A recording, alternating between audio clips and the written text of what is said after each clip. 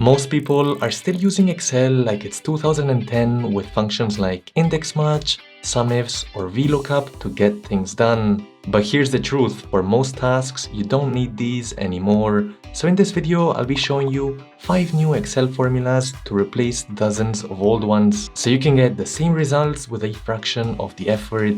Let's get into it. Starting off with REGEX that replaces a ton of text functions like these right here. Suppose in this Excel file, I'm trying to extract the order numbers, so just the digits on each of these. So you might think of just typing the first one manually and using the flash fill. So that would be Control E. But you'll notice there that it's not quite working correctly. Here it's taking the text. Other times it takes both the number and text. And you could try to do maybe like the left function, the mid, or even the text split. But because things are so inconsistent, they're not really gonna work well. Instead, we're gonna type regex. Here, you can customize functions a lot further, and we've got 3 options. We'll go for the extract one, which is what we need right now. We'll select the text, and then as the pattern in quotations, we're just gonna put this backdash followed by a D. That D there basically means digits, so it's gonna extract the first digit within this whole area. That said, we don't want just the first digit, we want all of the digits within that sequence. So we're just gonna put a plus sign there at the end, and it gives us the first one. And if I double click right here, it gives us only the numbers regardless of where they're located. That's just a very basic scenario though. Let's go over a harder one right here with some made up phone numbers that, let's suppose I want to extract the plus sign, the parentheses, and any other signs that are not a number. So I can do regex, and this time I'm just gonna go for regex replace. This is the text right here. And then here in these square brackets, what I'm gonna wanna add inside is anything that's not from 0 to 9, right? Anything that's not a digit. So to say not, you wanna add this caret sign. Now we'll put a comma again, and as the replacement, we don't want anything in there. And I wanna make sure that all of this is in quotations. This whole pattern part has to be in quotations, and just hit enter. You'll notice here that it's now extracted all of the numbers and none of those symbols. While it can be tricky to learn the syntax at first, once you learn it properly, you can do things like this too, where I've got some raw numbers and I'm just blurring out the first few with X's except the very last ones. You can see the syntax there gets a bit harder. Awesome, now moving up to our second function, and over here we have this data set, and suppose our manager is asking to find out what's the revenue by region. For this, you probably thought of doing something like a pivot table, but those can look a bit ugly, so maybe your manager doesn't like them. Instead, you might think of using like a SUMIFS, first doing the unique to find all of the different unique regions, and then once you have that, being able to calculate the sum, ifs like this for the sum of the revenue. That's one option, but actually there's probably an easier one now, which is the group by function. As the row fields, we're looking for the different regions, so we'll select all of those. Comma, the values are all of the revenue figures, and what do we want to do with them? Do we want their average ifs, a COUNTFS, but in this case we're gonna just go for the SUMIFS equivalent right here. Close the parenthesis and hit enter. You can see we have all of the options nicely showing. A really awesome aspect of this group by function are all of the optional parameters. So if we go inside of it again, you'll notice we have all of these things in square brackets, which means they're optional. So for instance, I do want to see the headers. Well, I can just say yes and show for that. Hit enter. Now I have the region and the revenue, but I don't want this total on the bottom. Well, that's very easy to change. All we need to do is under total depth, go for no totals.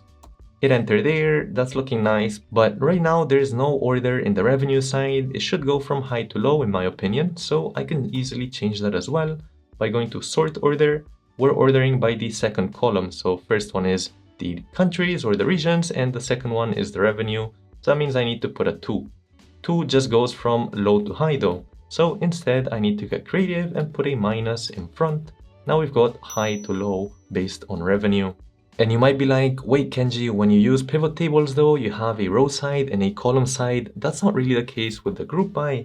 Well, luckily we have the pivot by function instead, which works very similarly, but we have a row field and a column field. Let me show you here. Let's suppose we're looking for the same revenue by region, but we also want to find the payment type for each. So I'm going to select all of the payments as the column field. The values are simply the revenue still, and we still want the sum of them. Hit enter here, and you can see we have those same totals right here. For Asia, it's this one, so that's all looking good. But we now also have this breakdown by payment type, and it looks like in Australia, we're not accepting card or PayPal. And towards the end of the video, we'll go over a function that has the potential to replace all of these with one important caveat. Moving up to function number 3, and up to now, when you're looking for a value, you might have thought of using a VLOOKUP, maybe combining it with an if error, or even just using an index match. For example, in this table over here, if we were looking for the revenue for Sergio Leres, we might think of using a VLOOKUP. The lookup value is simply the Sergio name, and we want it within this whole area. That's where we can find him. So we'll select all of that. And the column index number is what we want returned. Well, we want the second column within this range, which is the revenue. So we'll just put a 2 in here. And the range lookup, we want it to be an exact match. Hit enter there, and we've got the revenue for Sergio, which is that 2,000. All good till there, but let's suppose that I change the name to something like Billy. But Billy's not in this list, so it gives me a revenue error entirely. But really, there's nothing wrong with the formula. It's just that because Billy is not in this list, it gives us an error. So it makes sense to use an if error in here to wrap this around so that whenever there's an error, we say no match. This way it doesn't look like the formula is broken. Fortunately, now that the XLOOKUP function exists, we don't need to do all of these steps. Instead, let's go back in here. I'm just gonna type equals XLOOKUP. We're looking for Billy within this range right here. So the name range or the employee range, comma, and what are we looking to return, the whole revenue part. So now we don't need to think of, is this column 1, column 2, or whatever, that part doesn't matter anymore. And we've also got this whole if not found. So that replaces the entire if error function that we needed to use earlier. So here I can just say no match, close those quotations and hit enter. There's no match for Billy, but if I change this to Sergio Leres, you'll notice we have the exact number. For a more complex example, where we're not just looking for a name, but maybe also for a month, you might have thought of using an index match up till now. You can see here we want Sergio Leres and we want him in the month of February, that revenue figure. So that's a bit harder to do with a VLOOKUP, and you could use an index match, but with the XLOOKUP, it might actually be easier. We're simply looking for Sergio. You'll notice though, we don't have that second lookup value, so what are we gonna do there? Well, you'll see in just a second. I'm gonna put a comma here. The lookup array is we can find him in the whole employee list, so we'll select that, comma. And as the return array, this is actually where we want to add the second XLOOKUP inside the first one. Now we're looking for the month of February within this whole list of months. And the return array is where can we find the answers. So that's gonna be within this whole area right here. We're gonna leave these optional ones blank for now. Close up parentheses, that's basically closed for the first one. And now we need to close it again for the second one. Hit enter there, and it says 7,300, which is the exact figure in February. Best part is this is all dynamic, so I can go for January and the figures are going to update. While the XLOOKUP is super impressive, it does have one big limitation, and it's that it can only show you one match. Before I show you an alternative, if you're liking this video and want to learn more, I'd recommend you check out our Data Analyst program. It consists of 5 individual courses and over 300 lessons. First, in Excel, you'll learn best practices for formatting formulas and charts. Then you'll apply your skills with real-life case studies from data cleaning to building a dynamic financial model. Then in Power BI, you'll dive into data visualization and creating interactive dashboards. Thirdly, in SQL, you'll work with larger databases, write SQL queries, and even connecting with applications like Excel and Power BI. Fourth, in Python, we'll start with the basics and eventually advance to analyzing real crime data in LA and even building a model to predict housing prices. Finally, in VBA and macros, you learn to automate tasks like generating pivot tables, P&L reports, and much more. So click on the link in the description below to get started with our Data Analyst program. I just mentioned earlier that the XLOOKUP only returns a single match. So suppose here in this new dataset, we're looking for all the people that are from the United States. So I could just type XLOOKUP, look for the US within this whole country area, comma. Let's suppose that we're looking for the entire row of data, so I'm simply gonna select all of that.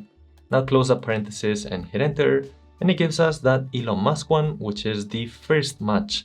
But there's so many other matches below that that it's simply ignoring. That's where the filter function comes handy, and it replaces not just the filter tool, but also having to do a lot of complex functions like the index with the small and the if or things like that. All we need to do is type equals filter, hit the tab key there. The array will simply select the entire area. And as the include part, this is where we do the filtering. So we're gonna say that this whole country column right here has to be equals to the United States. So we can just select that from above so it's dynamic. Hit enter here and you'll notice it returns all of the people that are US. If you don't want to see all of the columns, we can easily customize that too, simply by dragging it like this, so we don't select those last two, for instance.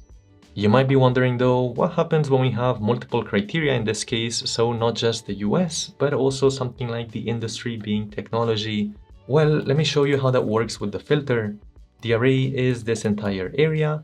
The include, that's where it gets a bit trickier, right? In this case, we don't just want to include one thing. So what I'm gonna do is in parentheses, I'm gonna first say that the country has to be equals to the one that we have up here, which is the US. Close those parentheses, put an asterisk, and this is how we're able to add a second set of criteria in a function that, at least initially, looks like it only has one option. Now we want to say that this whole industry part is equals to the technology. Close the parenthesis, now close it again, this time for the filter, and hit enter.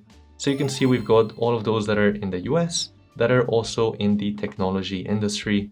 The asterisk is basically the equivalent of using an AND function, but we can also do an OR function, this time with just a plus sign. So instead of this multiplied, I'm just gonna do a plus. And you'll notice here we now have this person that's not in the US and is in the tech industry, or these other people that are US, but they're not in tech. And you might be like, hey Kenji, how's this any different than using the filter tool? The main difference, in my opinion, is that you still see all of the original data, so you can go back on it, reference it, whereas this is just a new thing on the side that, in my opinion, is much easier to change than having all the dropdowns, and you know exactly what's going on, whereas when you have the dropdowns, it's not very clear whether something is being filtered and how it's being filtered. Finally, the one function that can potentially replace all of these with one important caveat is copilot. Let me show you what I'm talking about. In this earlier example, we used the reg extract to find just the digits from this area. We couldn't really do things like the left function, text split, etc., as they simply didn't work. But actually, by using the copilot, we can simply tell it what we want. So we're gonna say extract only the numbers. Close those quotations. As the context, you just want to select that whole area and hit enter. It's gonna take a second to think, but just like that, you'll notice it's been able to extract all of the digits. That's just one example though. What if we give it something a lot harder, like this XLOOKUP one that we had to do 2 XLOOKUPs inside of one?